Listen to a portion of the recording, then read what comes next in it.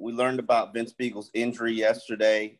How surprising was that? And obviously, what is the plan to compensate for his loss? Yeah. I mean, it was unfortunate, him getting injured, and it was a significant injury. So, it's a tough loss for us. But as I said to the team, Vince, he embodies a lot of things we're looking for in a Dolphin. He's tough, he's smart. It's important to him. He's competitive. He's a team first guy. So it's a tough loss, but as Beagle would want us to, we've got to move on, and other guys have to step up. We've got some competition, some depth, with at the end position, at the linebacker position. So, while it's a tough loss for us, we've got to move on, and the next guy's got to come in and compete and give us some good production.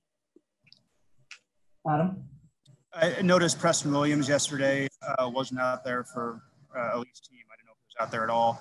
What's the plan for him? Was that unexpected, or was that part of the plan? Preston coming off the knee injury a year ago.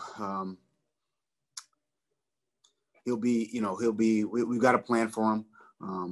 And that'll include some days where he's not out there.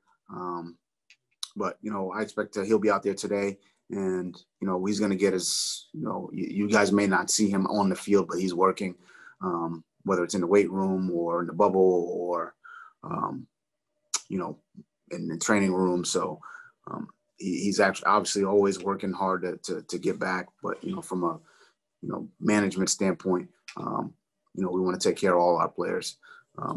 So whether it's Preston or anyone else coming back from rehab or injury, we've got a plan in place, and in some cases that includes let's call it load management or a day off here and there. In some other cases it doesn't. So it's really case by case. Safid? Flo, good morning. How are you? Morning. Load management, is that the same case going to be for Tua? And what have you thought about his first 2 days in padded practices? Again, like I just said, Safid, it's case by case. So as we go, and I'm not going to get into specifically what we're going to do with each individual player. But, obviously he's coming off the hip. I think he's looked good thus far from that standpoint physically. And, if guys can go and they're feeling good, then, we revisit it really on a daily basis. So, again, case by case. As far as how he's looked the first 2 days, some good, some bad, a lot to improve upon. Some good throws, some good decisions, some, throws that aren't so good, some not so good decisions. So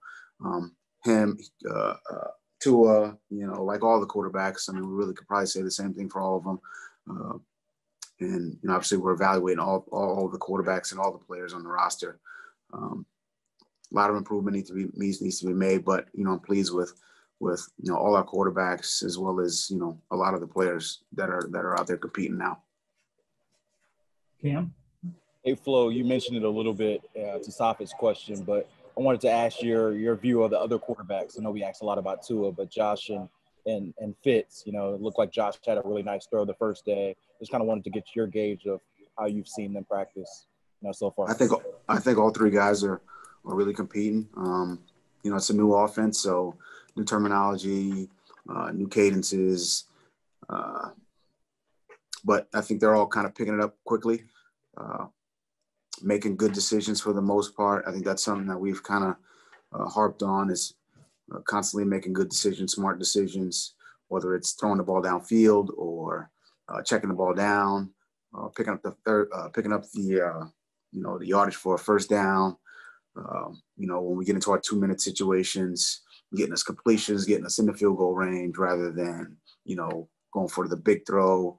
But at the same time, we don't want to be a check down team the entire season either. So there's a lot that goes into it. I think, from a communication, from a, getting guys, lined up in and out of the huddle, leadership standpoint, I think all three guys are coming along fairly well. And, hopefully we just continue on that trajectory. Hello, Brian. Two things I want to cover real quick. One is just a housekeeping thing to make it official that Beagle, in fact, tore his Achilles and won't play this season. But my real question is, given the condensed nature of this offseason, what you've had to deal with OTAs and now this training camp, what do you think the chances are that the injury risk is that much greater this year? Well, to answer your first question, all I can say about Beagles, he's got a significant injury. And once we make the transaction or any type of transaction or any type of statement on that, we want to get all the information, all the tests back. So I can't say for certain what it was or wasn't. So as far as, the lack of an off season and the lack of training, look, I understand the question. I think it just kind of speaks to how important, I feel like, the offseason is important for these guys.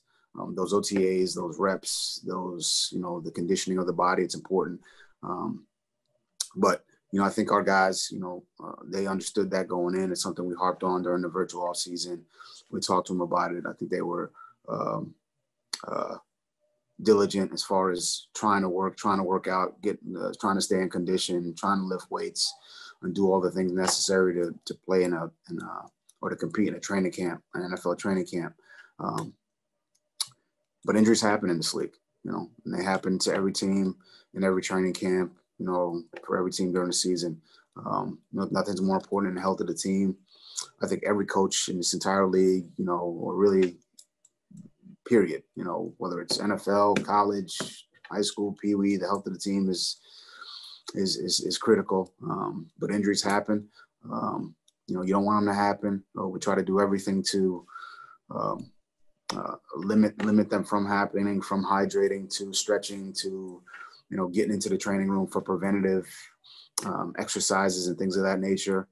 But they happen, and it's unfortunate. I hate to see that, with Beagle or any player. And you see it around the league, and I hate to see it, for any player. And, I feel for all those players because I know how important the game is to them and how much they put into it. So, to see them, get an injury early in preseason or training camp it's unfortunate. But, I think the guys in this league, each one of them, Beagle, I know for sure, he's going to work extremely hard to come back stronger than ever.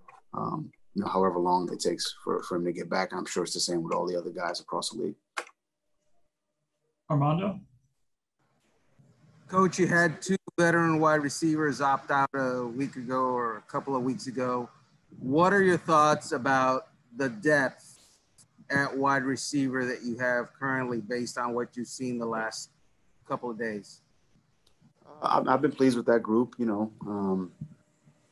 obviously working through some, like we talked about with Preston earlier, working through some guys who are we're trying to manage, but from Devontae to Jakeem to, some of our younger players, Matt Cole and, Ricardo Louis, we got him back, I think these guys are all, they're working hard. I think Grizz has done a good job as far as, working the techniques, the fundamentals, get them up to speed on what we're trying to do offensively.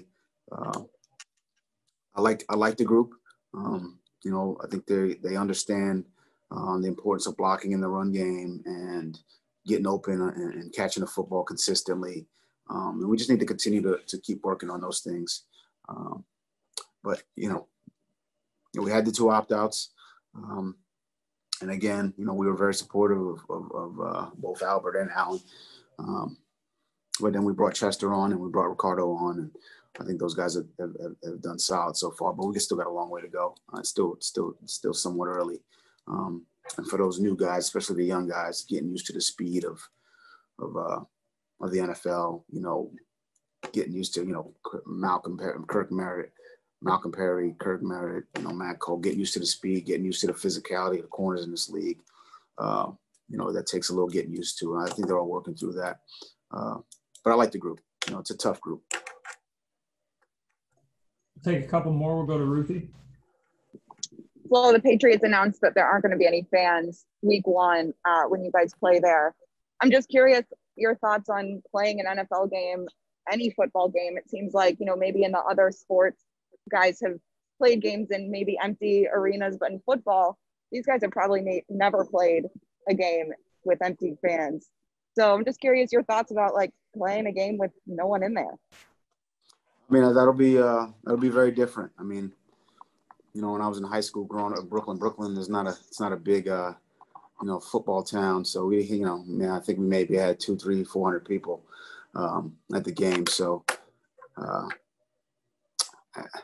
but we had some loud fans there at my high school, parents. So it was, but yeah, I mean, it'll be a different experience. It'll be something that's really no one, I would say from college to guys who played in this league, no one's ever kind of played in an atmosphere like that. So I don't know how it'll feel. It'll be the first time for all of us, when we get there. But we'll try to make the best of the situation. At the end of the day, football is, it's played between the lines, and we'll just focus on that. And try to execute offensively, defensively in the kicking game. Try to coach it well on our end, position by position, try to manage the game effectively. And, not worry about, the who's in the stands or not in the stands. Last question, Omar. I wanted to ask about Andrew Van Ginkel in terms of his development now that Vince Biegel is gone. What do you want to see from him? And also some of the new guys, the Greer, Hill, and Roberts, can they fill that role? Well, I think, starting with Ginkel, I think, he's had a good offseason, really worked hard, strengths up. I think that, the first to second year, leap, as some would call it, it's an important one. And I think he's kind of taken that seriously and made a lot of improvements, and you can kind of see it in his game right now. Whether or not that translate, into on-field production, that remains to be seen. But I'm happy with where he is. I know you mentioned Kamu and Roberts. I think, both guys have come in, had some familiarity with the defense already. But, the little tweaks that are different from when they were last in it, I think they've picked up on those quickly. There's leadership from both guys. And look, filling Beagle's shoes will be a collective effort, from the linebacker group, from the end group, in the kicking game, Beagle, he played a lot of roles for us a year ago in the kicking game as well. So a lot of roles to fill. So again, Roberts, Van Noy, Kamu, Ginkel, Weaver will have a shot, in there. So we'll see how this goes. Just, when a guy goes down, there's a little bit of, we call it depth chart madness that happens. And we're kind of dealing with that, on a day-to-day basis, with injuries and with, things like the Beagle situation where, as a staff, we go back and we say, hey, we thought it was going to be this, and now we've got to switch and be. But I think our staff, they've done a good job adapting, being flexible. That's what, basically 2020 is all about. So if you're not that, then you're going to struggle.